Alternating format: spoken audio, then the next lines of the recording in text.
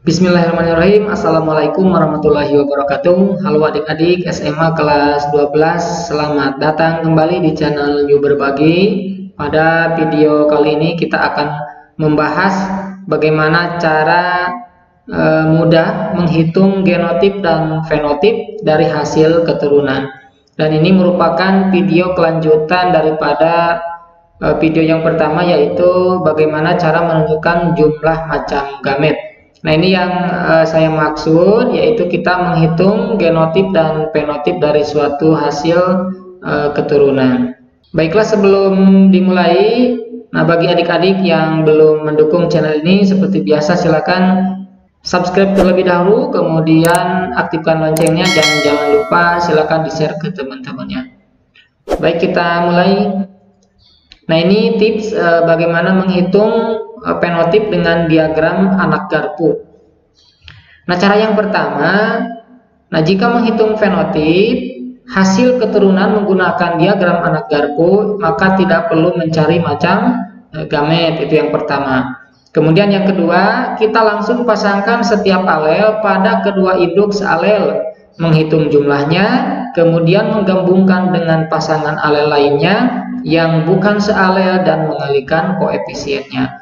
Nah, ini adalah tips bagaimana cara menghitung fenotip. Nah, ini adalah contoh soal RCis berbiji bulat kuning heterozigot, B besar B kecil, K besar K kecil, itu disilangkan dengan sesamanya, berarti disilangkan dengan biji bulat dan kuning. Hitunglah rasio fenotip keturunannya. Jika alel bulat atau B besar ya, itu dominan terhadap keriput atau B kecil, dan alel kuning atau dilambangkan dengan K besar itu dominan terhadap warna hijau atau K kecil. Nah, itu adalah contoh soalnya. Baik, kita akan bahas bagaimana cara kita menentukan fenotipnya dari hasil keturunan ini. Nah, baik, langkah pertama kita tulis dahulu parental induknya gitu ya. B besar B kecil, K besar K kecil disilangkan dengan sesamanya, yaitu B besar B kecil, K besar K kecil. Nah, kita harus tahu dulu aturan dari soal tadi, bahwa untuk bulat ya, B besar itu dominan terhadap B kecil atau terhadap keriput. Nah, kemudian sifat warnanya, K besar itu dominan terhadap K kecil, atau kuning itu dominan terhadap warna hijau. Nah, itu harus dipahami dulu sebelum kita menentukan fenotip di akhir. Nah, ini genotipnya, ini bijinya berbiji bulat, kemudian warnanya kuning. Nah, ini juga sama ya, karena dengan sesamanya. Nah, ini dua sifat ya, ini dua sifat. Nah, berbiji bulat dan kuning, begitu ya, biji bulat ini warna kuning. Nah, ini harus dipahami oleh adik-adik. Nah, kemudian kita silangkan dahulu begitu ya, atau kita pisahkan dulu gen-gen yang sealel begitu dengan cara seperti ini. Nah, kita keluarkan dulu dari persilangan ini, B besar B kecil, K besar K kecil disilangkan dengan B besar B kecil, K besar K kecil. Nah, kemudian kita pisahkan dahulu gen yang sealel. Nah, berarti kita fokusnya ke yang B saja, begitu ya, ke yang B saja. Caranya seperti ini. Nah, B besar itu disilangkan ke B besar, gitu ya, itu menghasilkan B besar B besar. Kemudian B besar ini kita silangkan sekali lagi, tapi ke B kecil. Nah, ini akan menghasilkan B besar B kecil. Kemudian sekarang giliran yang B ini B kecil disilangkan dengan B kecil, maka akan menghasilkan B besar B kecil. Jadi penyebutannya yang besar dahulu. Kemudian yang kedua B kecil disilangkan dengan B kecil, menghasilkan B kecil B kecil. Nah, seperti itu. Jadi jumlahnya ada 4 pasangan alel B ini. Nah, kemudian kita tuliskan. Nah, ini penting nanti untuk pembuatan diagram anak garpunya. Nah, ini ditulis B besar itu jumlahnya 1 ini, begitu ya. Sedangkan B besar B kecil jumlahnya 2, 1, 2. Kemudian yang ketiga B kecil itu jumlahnya 1. Jadi B besar B besar, B besar B kecil, B besar B kecil 1 2 1 jumlahnya. Itu untuk yang pasangan alel B. Nah, sekarang kita yang kedua yaitu K, ya, karena ada dua sifat. Nah, sama halnya dengan yang B tadi. Nah, K besar ini kita silangkan dengan K besar, itu pasti menjadi K besar K besar, kemudian K besar dengan K kecil, itu menghasilkan K besar K kecil, kemudian giliran yang ini K kecil dengan K besar itu menjadi K besar K kecil. Kemudian yang terakhir K kecil dengan K kecil. Nah, sama ya, jumlahnya sama. Sama halnya seperti yang B besar B kecil. Kalau ini alelnya alel heterozigot ya. Nah, sehingga kita bisa tuliskan K besar itu jumlahnya 1, K besar K kecil jumlahnya 2, K kecil itu jumlahnya 1. Nah, kalau misalkan adik-adik sudah memahami ini, itu akan gampang dalam pembuatan diagram anak garpu. Nah, bagaimana cara pembuatan diagram anak garpunya? Nah, ini harus dipahami dulu. Nah, ini ada tiga jenis begitu ya. Nah, ini juga sama. Nah, maksud daripada tiga jenis ini nantinya dalam diagram garpu ini akan dipisah. Nah, hasil pasangan alel ini dipisah begitu ya, menjadi 3. B besar B besar, B besar B kecil menjadi B besar B kecil. Oh, mohon maaf, ini seharusnya B kecil, mohon maaf ya. Nah, ini jadi 3 garpu. Kita tuliskan 1 2 3. Itu jadi 3 garpu ya. Kemudian jumlahnya kita tuliskan 1 2 1 yang ini. Begitu, ini awalnya dari sini. Nah, kemudian kita lihat sifat yang kedua yaitu warna ya, warna kuning. Tadi kita sudah membuatnya menjadi 3. Nah, maka kita buat 3 garpu begitu ya, berarti 3 garis ya. Nah, seperti itu. 1 2 3. 3 ini berasal dari ini, dari 3 jenis ini, 3 macam ini. Nah, begitu ya. Kemudian sama halnya dengan pasangan B besar B kecil ini, kita buat 3. Ini juga buat 3. Jadi sama semuanya. Kemudian kita tuliskan seperti tadi ya. K besar K besar, K besar K kecil, dan K kecil. Kemudian sama ditulis ya, jumlahnya. Ini sama ditulis jumlahnya gitu ya. Nah, kemudian kalau sudah seperti ini, nah kita tinggal kalikan saja. Nah, caranya 1 kali 1 menjadi 1 jumlahnya. Kemudian B besar dengan K besar itu akan menghasilkan B besar K besar. Kemudian yang kedua, nah 1 kali 2 sama dengan 2, berarti B besar K kecil, B besar K K kecil. Kemudian yang ketiga B besar 1 ya, 1, kemudian B besar K kecil. Nah, jadi seperti itu hasilnya. Kemudian yang kedua sama ya, 2 dikali 1 begitu ya, dan seterusnya. Kemudian 2 kali 2 jadi 4 begitu ya. Kemudian 2 kali 1 jadi 2. Kemudian yang ketiga B kecil ya, 1 kali 1 1, B besar B kecil kali K besar jadi B kecil K besar. Nah, sama halnya dengan yang ini yang terakhir. Kemudian kalau sudah seperti ini, nah ini genotipnya sudah kelihatan, B besar K kecil. Tinggal kita menentukan penotipnya apa. Begitu ya, penotipnya apa. Caranya tentukan dulu yang B ini. Nah, B ini apakah bulat atau keriput. Nah, kita lihat berdasarkan aturan yang tadi, B besar itu atau bulat itu dominan terhadap yang keriput, terhadap B kecil, maka ini jadi bulat. Begitu. Sedangkan yang ini, nah ini jadi kuning karena kuning dominan terhadap warna hijau. Maka kita tuliskan seperti itu, bulat kuning gitu. Paham kan? Kemudian yang kedua juga sama. Nah, ini kita baca dulu. Ini adalah bulat, ini adalah kuning. K besar K kecil itu kuning karena K besar itu dominan terhadap warna hijau. Jadi bulat kuning. Itu. Kemudian ini juga sama. Bulat hijau. Kenapa ini hijau? Nah, karena di sini tidak ada K besar, tidak ada yang mendominasi, berarti muncul warna hijau. Jadi bulat hijau seperti itu.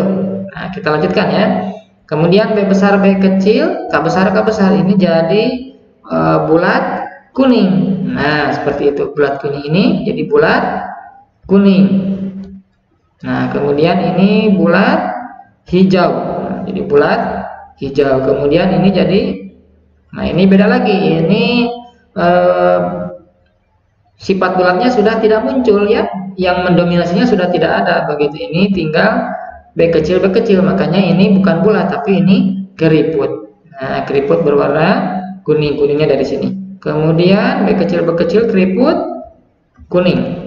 Nah, kemudian yang terakhir keriput ini hijau. Nah, seperti itu ya. Nah, itu menggunakan itu masih, nah itu dua sifat ya, atau disebut juga dihibrid, yaitu sesuai dengan aturan hukum Mendel yang kedua. Nah, bagaimana kalau tiga nantinya, kalau tiga sifat? Begitu misalkan B besar B kecil, K besar K kecil, kemudian M besar M kecil, begitu ya misalkan. Nah, itu berarti terdiri dari tiga sifat. Berarti kita tambah lagi garpunya ke sini.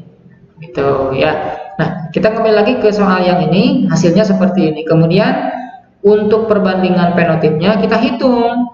Bulat kuning ini ada berapa? Contoh bulat kuning ada berapa?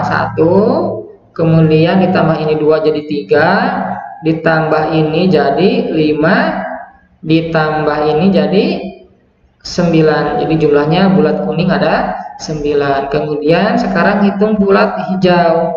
Nah, bulat hijau itu 1, kemudian ini ditambah 2 jadi 3. Oke, jadi 3. Kemudian bulat kuning sudah, bulat hijau keriput kuning. Nah, keriput kuning 1, kemudian tambah 2 jadi 3. Nah, jadi keriput kuning jumlahnya ada 3. Kemudian yang terakhir, nah ini keriput hijau jumlahnya jelas ini hanya 1. Makanya kalau dituliskan perbandingan fenotipnya berarti bulat kuning itu adalah 9, bulat hijau ada 3, keriput kuning 3, keriput hijau ada 1. Jadi perbandingan 9, 3, 3, 1. Nah, ini merupakan persilangan dasar begitu ya bagi adik-adik. Nantinya kalau misalkan sudah paham, itu mau dibikin 3 sifat, 3 karakter atau 3 sifat beda itu gampang begitu ya. Hanya tinggal ditambahkan garpunya ini begitu ya. Oke, kemudian kita lanjutkan ya. Nah, ini masih sama soalnya, hanya dirubah sedikit. Ercis berbiji bulat kuning heterozigot, B besar B kecil, K besar K kecil, bulat kuning, disilangkan dengan ercis bulat hijau, B besar B kecil, kemudian K kecil, K kecil. Nah, itulah rasio fenotip keturunannya. Nah, untuk dominannya masih tetap sama begitu aturannya ya. Nah, yang pertama kita tuliskan dulu parentalnya seperti biasa. Nah, ini adalah parentalnya. Nah, ini ya. B besar B kecil, K besar K kecil. Kemudian B besar B kecil, K kecil, K kecil. Ini bulat kuning begitu ya, sedangkan ini bulat hijau. Nah, ini. Kemudian seperti biasa kita pisahkan dulu ya, atau silangkan dulu pasangan alel ya yang sama, yaitu B besar dengan B besar B besar. Nah, kita tuliskan di sini. Nah, ini kita yang ini dulu ya, B besar B besar, B besar B besar, kemudian menghasilkan B besar B besar, B besar B kecil, kemudian B kecil B besar, kemudian B kecil B kecil. Nah, seperti itu jumlahnya. B besar berarti 1, B besar B kecil 2, B kecil jadi 1. Nah, kemudian sedikit perbedaan dengan soal yang pertama. Nah, ini untuk sifat warnanya ya. Nah, kita coba silangkan K besar dengan K besar K kecil dengan K kecil K kecil. Nah, namun sebelum kalian menyilangkan ini harus dilihat dulu. Ini adalah heterozigot, berbeda ya, K besar K kecil, sedangkan ini adalah homozigot. Sama, untuk homozigot itu dikalikan hanya 1 saja karena sudah mewakili karena sama. Nah, ini jangan dihitung. Kenapa? Karena sama homozigot. Jadi K besar K kecil itu akan menghasilkan K besar K kecil, kemudian K kecil, K kecil, K kecil, K kecil. Sudah beres begitu ya. Ingat yang ini tidak usah dihitung begitu ya, karena homozigot sama. Berarti jumlahnya berapa? K besar K kecil 1 berarti ya, K kecil berarti 1. Jadi semuanya 1, 1. Nah, kalau seperti ini kita buat begitu ya untuk sifat B ini. Nah, sifat B ini, agen pasangan alif B ini berarti dibuat menjadi 3 garpu. Nah, sedangkan yang ini menjadi 2 karena ini ada 2 jenis, 2 macam. Oke ya. B besar, B besar, B kecil, B kecil, B besar, B kecil, B kecil, B kecil. Jumlahnya dihitung, dituliskan. Nah, ini jadi 2. Nah, ini jadi 2, ingat ya. Jadi garpu ini patokannya dari sini. Nah, jadi ada 2. Kalau yang tadi 3, sekarang 2. Kemudian kita tuliskan. Nah, K besar K kecil, K kecil, K kecil. Tulis semuanya sama. Oke, kemudian silakan disilangkan karena tadi sudah belajar begitu ya, jadi lebih bisa ya memahami. Nah, 1 kali 1 1 terus dibaca bulat kuning, kemudian ini juga sama bulat hijau, kemudian ini jadi bulat kuning ini ya, kemudian ini jadi bulat hijau, kemudian ini jadi keriput. Nah, B kecil, ingat B kecil jadi keriput kuning, kemudian ini keriput hijau. Nah, setelah itu kita hitung berapakah bulat kuning. Bulat kuning lihat 1, kemudian 3. Nah, 3 ya. Kemudian bulat hijau. Nah, bulat hijau berapa? 1 tambah 2 jadi 3. Kemudian keriput kuning 1 berarti ya. Kemudian keriput hijau 1. Makanya kita tulis perbandingan penotipnya menjadi 3 3 1 1. Baik, seperti itu ya. Nah, sebelum diakhiri video ini, nah buat adik-adik yang ingin terus mengasah materi ini, nah ini ada latihan begitu ya.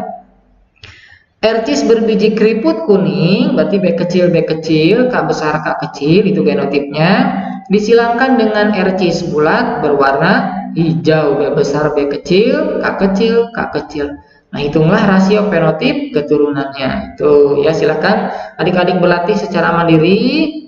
Mudah-mudahan bisa dipahami. Nah, setelah video ini kita akan mencoba membahas bagaimana penyimpangan semua hukum Mendel. Ya, terima kasih. Cukup sekian. Mudah-mudahan video ini bermanfaat. Silakan di-share ke teman-temannya. Jangan lupa aktifkan loncengnya. Cukup sekian. Assalamualaikum warahmatullahi wabarakatuh.